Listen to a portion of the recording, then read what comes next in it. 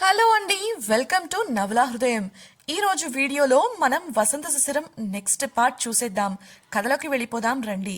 ఆఫీసుకు వచ్చిన సుని తనకు గొంతు బాలేదన్న సాకు చెప్పి శిశిరను క్యాఫెటేరియాకు పంపి శిశిర ల్యాప్టాప్లో ఏదో చేస్తుంది. భాస్కర్ వచ్చి నిన్న చేయమన్న పని గురించి సునీని అడగగా ఆమె శిశిర పేరు చెబుతుంది.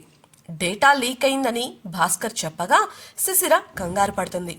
శిశిర ల్యాప్టాప్ తీసుకొని చెక్ చేస్తున్న సుని శిశిర మెయిల్ ఓపెన్ చేసి సెంట్ మెయిల్స్ను భాస్కర్కు చూపిస్తూ చేసిందంతా చేసి అమాయకంగా భలే నటిస్తున్నావు శిశిర అని అనడంతో అయోమయంగా చూసింది శిశిర.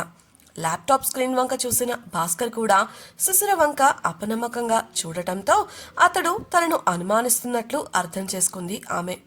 అక్కడ ఏం జరుగుతుందో అని మిగతా ఉద్యోగులంతా పనులు మానుకొని మరీ వారి వంక చూస్తూ ఉండిపోయారు. వారు అలా చేయడం శిశిరకు సిగ్గుగా అనిపించింది. వెంటనే తన ల్యాప్టాప్ తీసుకొని చూడగా సెంట్ మెయిల్స్లో ఏదో ఒక మెయిల్ ఐడికి కొత్త ప్రాజెక్టు డేటా ఉన్న ఫైల్ పంపించి కనబడింది. అది చూసి షాక్ అవుతూ లేదు, ఇది నేను చేయలేదు గట్టిగా చెప్పింది శిశిర.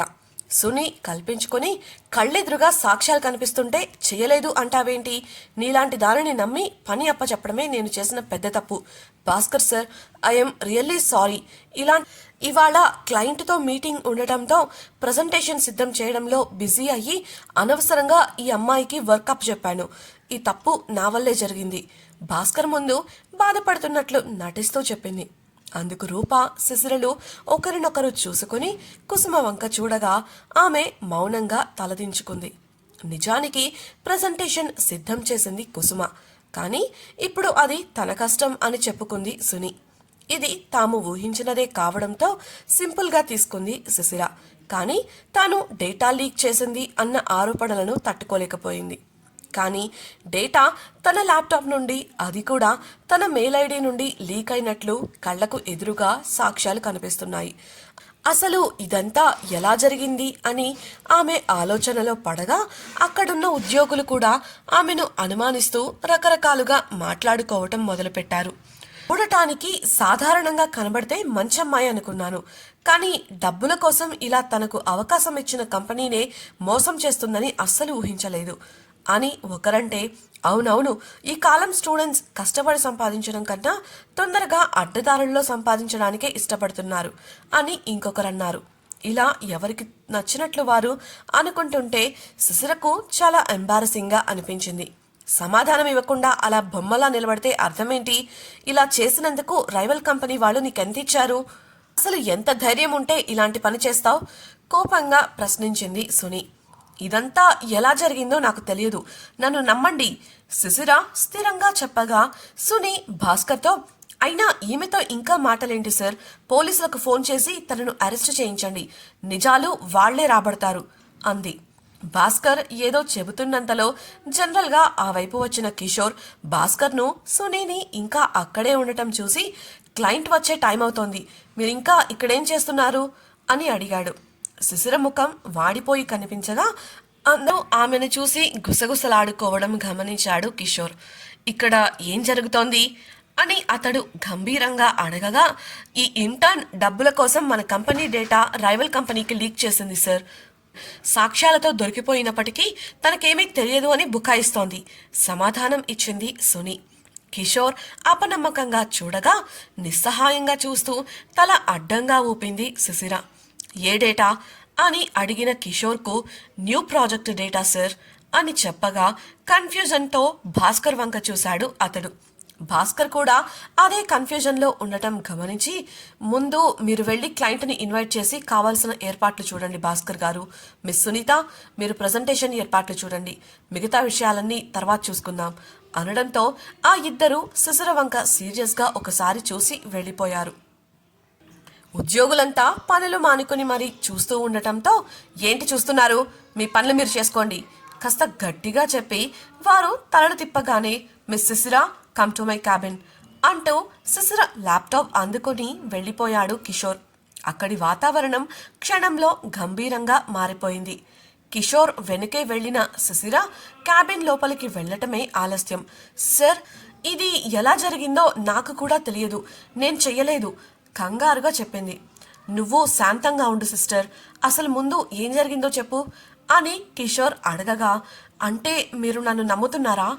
అపనమ్మకంగా అడిగింది సుశిర. కిషోర్ కుర్చీ చూపించి, ముందు నువ్వు కూర్చో సిస్టర్ చెప్పి సుశిర ల్యాప్టాప్ తెరిచాడు. సుశిర కూర్చోగానే లాగిన్ చెయ్యి అంటూ ఆమె ముందు ల్యాప్టాప్ పెట్టి, లీక్ అయిన డేటా నీ ప్రాజెక్టుకు సంబంధించింది అయినప్పుడు దాన్ని నువ్వెలా ఇలా చేస్తావు? అందులోనూ బిజినెస్ చేయాలన్న నీ పట్టుదల చూశాక నీ డేటాతో నువ్వే ఆటలాడతావని ఎలా అనుకుంటాను? శాంతంగా చెప్పాడు కిషోర్. మీరు ఈ మాట చెబుతుంటే నాకు కాస్త రిలీఫ్గా ఉందన్నయ్య, నన్ను నమ్మినందుకు చాలా థ్యాంక్స్ చెబుతూ ల్యాప్టాప్ ఆన్ చేసి ఇచ్చింది సుశిర. అతడు పరిశీలిస్తుంటే, నేను ఇవాళ ఉదయం నుండి నా మెయిల్ ఐడి తెరవనే లేదు. యాక్చువల్లీ సునీ మ్యామ్ నిన్న కొన్ని పనులు అప్పగించారు, వాటిని పూర్తి చేసే పనిలో ఉన్నాను. చాలా వరకు అయిపోయాయి, చివరి పని కూడా ఇంకో గంటలో అయిపోయేది. కానీ నేను క్యాఫ్టేరియాకు వెళ్ళి వచ్చేసరికి నేను పనిచేస్తున్న ఫైల్స్ ఏవి కనిపించలేదు. నా ప్రాజెక్ట్ ఫైల్స్ తప్ప నేను పూర్తి చేసిన మిగతా ఫైల్స్ అన్నీ డెస్క్టాప్ నుండి డిలీట్ అయిపోయాయి ఆలోచిస్తూ చెప్పింది సుశిర. ఆమె మాటలు విన్న కిషోర్కు కూడా అనుమానం మొదలైంది.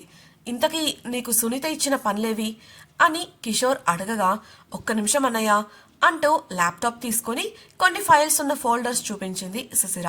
కిషోర్ సర్ప్రైజ్ అవుతూ, ఇదేంటి ఇన్ని పనులు నువ్వెందుకు చేస్తున్నావు అంటూనే ఫైల్స్ అన్నీ పరిశీలించాడు.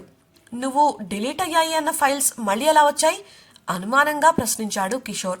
అందుకు సుశిర నవ్వి, నేను చేసిన ప్రతి పనిని మల్టిపుల్ ఫోల్డర్స్లో సేవ్ చేస్తూ ఉంటానన్నయ్య. డెస్క్టాప్ పై ఉండాల్సిన ఫోల్డర్ డిలీట్ అయింది, కానీ ఇంకో 2 కాపీలు అలానే ఉన్నాయి.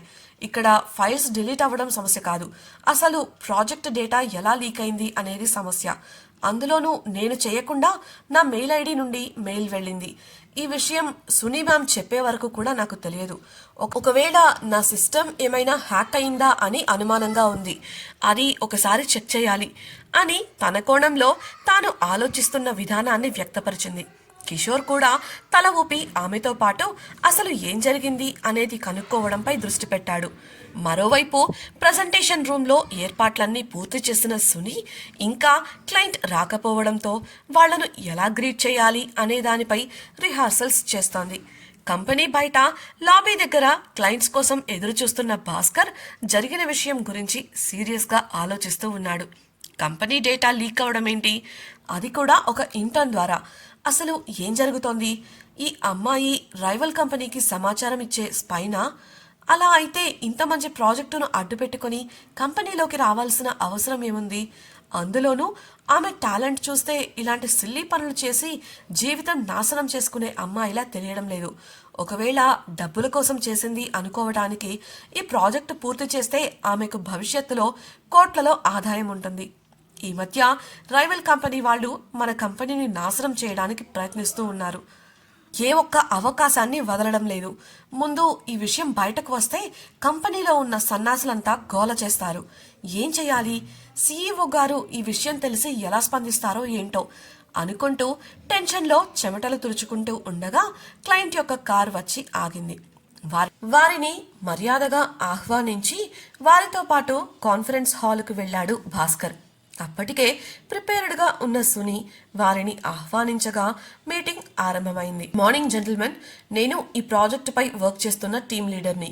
సో నేనే ఇవాళ మీకు ప్రాజెక్ట్ స్టేటస్ అప్డేట్ ఇవ్వబోతున్నాను. ఇక మొదలు పెడదామా అంటూ చిలకలా నవ్వుతూ ప్రజెంటేషన్ మొదలుపెట్టింది సుని. ఆ హాల్లో సునీతో పాటు భాస్కర్, అలాగే క్లయింట్ కంపెనీ తరపున వచ్చిన 4 సభ్యులు ఉన్నారు. రాత్రంతా కూర్చొని బట్టి పట్టిన పాఠాన్ని ఇప్పుడు క్లయింట్స్ ముందు చక్కగా ప్రజెంట్ చేస్తూ అప్పజెబుతోంది సుని. ఆమె ప్రజెంటేషన్ చూస్తున్న వారికి ఆమె టాలెంట్పై ఇసుమంత కూడా అనుమానం రాదు.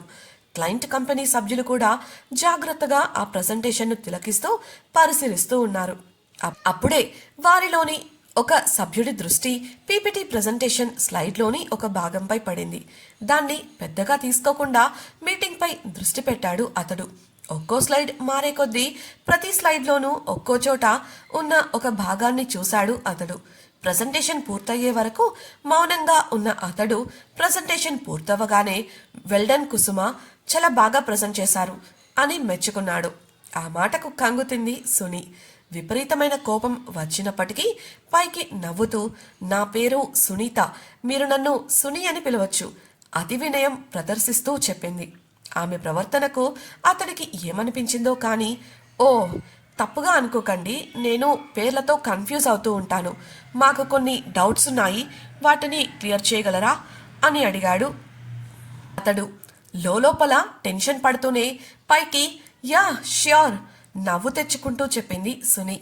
ముందు అడిగిన కొన్ని ప్రశ్నలకు సులభంగానే సమాధానాలు చెప్పగలిగింది కానీ తర్వాత అడిగిన ప్రశ్నలకు ఆమె సమాధానం ఇవ్వలేకపోయింది. కంగారుగా చేతులు వెనక్కు పెట్టుకొని నలుపుకుంటూ నిలబడిపోయింది. ఆమెను అలా చూసిన భాస్కర్ కూడా ఒకంత షాకుకు గురయ్యాడు. ఇంతలో ఆ సభ్యుడు చెప్పిన మాటకు సుని, భాస్కర్లు ఇద్దరూ అవమానంతో తలలు దించేశారు. అంతలా ఆ సభ్యుడు ఏం చెప్పాడు? ఇంతటితో సుని బండారం బయటపడినట్లేనా?